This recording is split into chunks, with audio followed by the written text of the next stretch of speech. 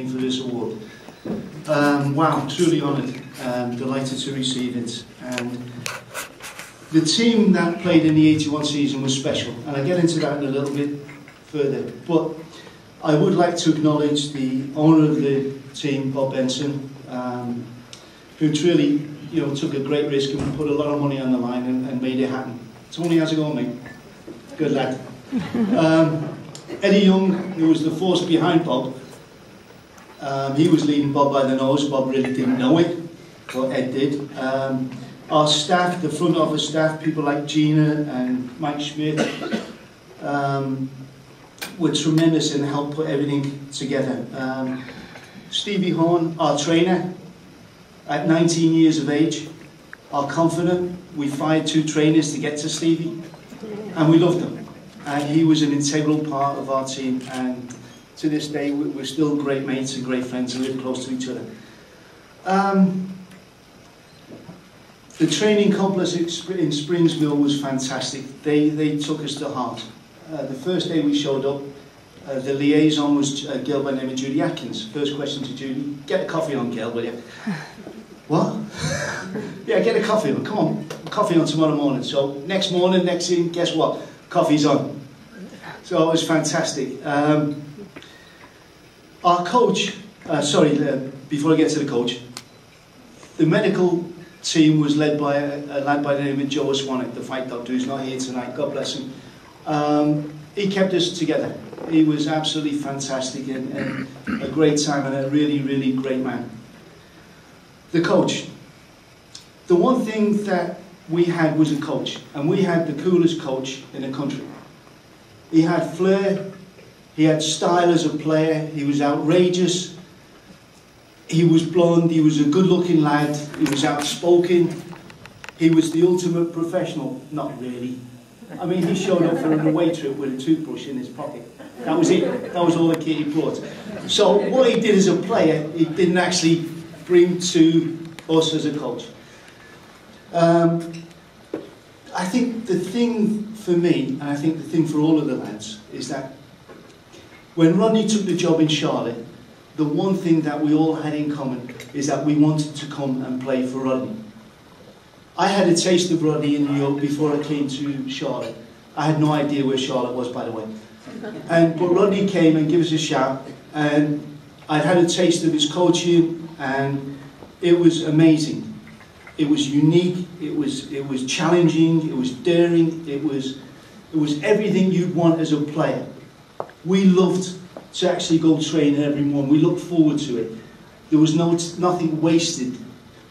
We were meticulous to detail, as in the final where we scored 2 goals on set pieces, which we trained and practiced all year. And as you know, Anson, you can't waste them opportunities. You have to take them, and we were practiced in the art of free kicks and corner kicks. Through the course of the season, most of us lived in the one complex. And of course, after training, we get back to the complex, and late into the night, we'd be playing head tennis. And a lot of the lads, well, some of the lads who didn't live on the complex would come after dinner, and we'd be playing head tennis till 11, 12 o'clock of the night. It was just something that we did. I cannot explain it. It's just something that we were all there for the same reason, for the same man. And the minute we got there, the bond and the spirit of the team was instant. It was just a magical chemistry. It was a magical time in our lives. And even to this day, 30 years later, when you have a reunion, and it's like you haven't left. The banter and the spirit in the dressing room was unbelievable. You'd walk in there and not say a word, because if you said something, you're going to get crucified, and you would duly. And it was a fantastic way. As we got into the season, we become a little bit familiar with the community. And thanks to people like Paul Cameron and David Scott, who was a writer at the time, they introduced us more and more to the community. And the community took to us and started to come to the games and started to believe in us. And the way we played and we attacked teams, they really took to us, and it was a fantastic thing. One of the things I think that we showed unbelievable pride, just getting onto the pitch to wear the shirt, to play for a city that took to you and became a home to you. Obviously, I'm not a native. I'm a native of Florida, actually. But they took to us and they believed in us and they wanted us to win, and you could feel the passion from them, which fed us on the pitch. Got a great story. We had a lad playing for us by the name of Georgie Borg. And he lived right next door to me, and he's a lad from London. So he had he broke his leg. Not too badly, it was the fibula, not the tibia, so it wasn't too bad. So 2 weeks since, after breaking his leg, match day, he comes into my flat. And he sits down and he goes, "Rodney doesn't like me anymore." So I said, "What do you mean? Of course he does." "Yeah, but he's not playing me." "Georgie, you're injured." "Yeah, but he doesn't like me." "I know he doesn't like me." "Georgie, you're injured, you can't play." "What do you mean I can't play? You've got a broken leg." Georgie forgot. So next year he jumps up and he starts doing shuttle runs in the living room. I was thinking, "Georgie, look, I'm fit. You're not fit, you've broken your leg. I'll put a pad on it, I'll be all right." "Georgie," "All right, Georgie, I'll go and speak to him." So get to the match, talk to Rodney. I said, "Rodney, George wants to play. He's got a broken leg." "I know." "I'm just relating. Do you like him?" "Yes, of course I like him." "Georgie, he likes you, okay? You're all set, okay?" So eventually he got back into the team 2 weeks later. But that is the kind of determination and spirit, and just to get on the pitch that we had.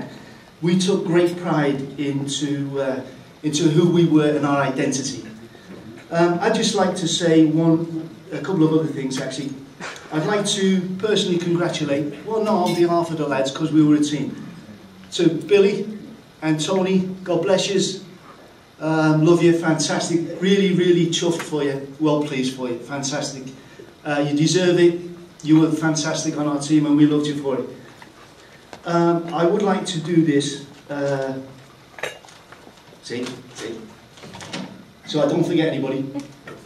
I would like to honour Rodney, Stevie Scott, Curtis Leaper, Davey Philpott, Tony Suarez, Santi Formosa, Hughie O'Neill, Davey Pearce, Mal Roach, Stevie Horn, Scotty Manning, Joey Fink, Georgie Borg, Donny Tobin, Lenny Mercurio, Miggy, Miguel Avila, Kevin and the Flock, and one missing man was Andreas Papulias. Once again, thank you for this award. For us, this was our moment in time, 1981. Thank you, and appreciate it. Thank you. Right.